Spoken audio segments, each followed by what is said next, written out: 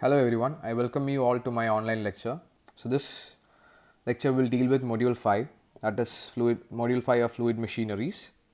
It starts with compressors, its classification, reciprocating compressor, equation for work done with or without clearance volume, efficiencies, multi-stage compressor, intercooler and free air delivered. I'll explain what's a compressor first.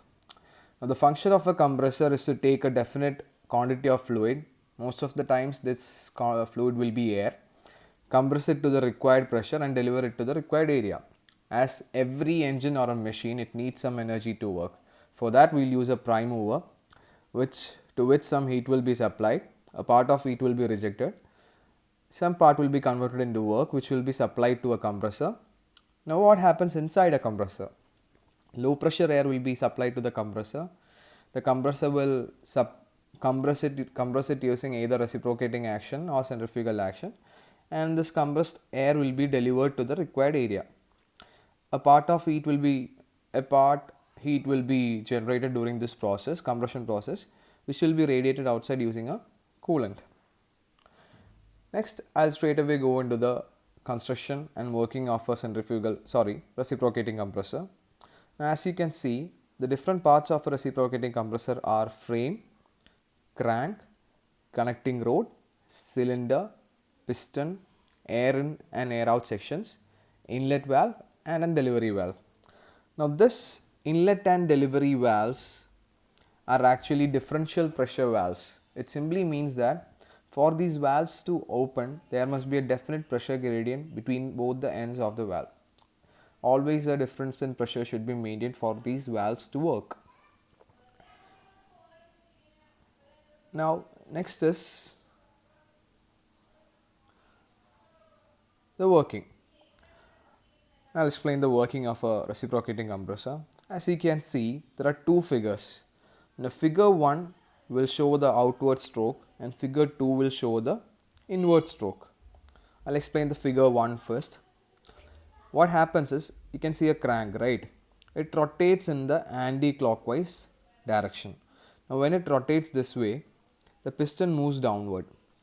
When the piston moves downwards, a suction will be created in this section inside the cylinder.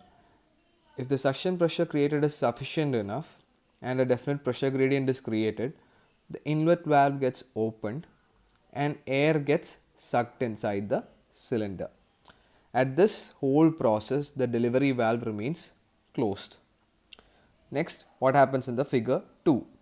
In figure 2, what happens is, when the crank rotates, in the next cycle, the piston will move upward.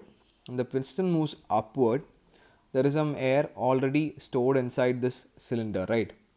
That air will be compressed, and if it reaches a sufficient pressure gradient, the delivery valve will be opened and it will be supplied to the area where it is required.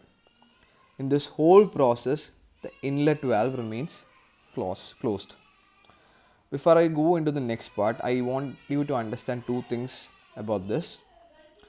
Now, this part is called as what is top dead center and what is bottom dead center. The maximum or the farthest position the piston reaches at the top of the cylinder is called as top dead center, and the bottommost position where the piston reaches inside the cylinder is called as bottom dead center. Okay.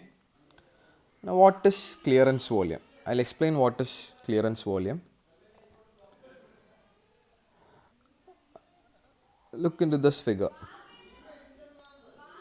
I'm going to draw a simple cylinder. Let this be the maximum position piston is moved inside the cylinder. Okay. So, as you can clearly see, there is some volume left inside the cylinder, right? This is called as clearance volume. The volume left which inside the cylinder after the piston has moved till top dead center, it's called as clearance volume.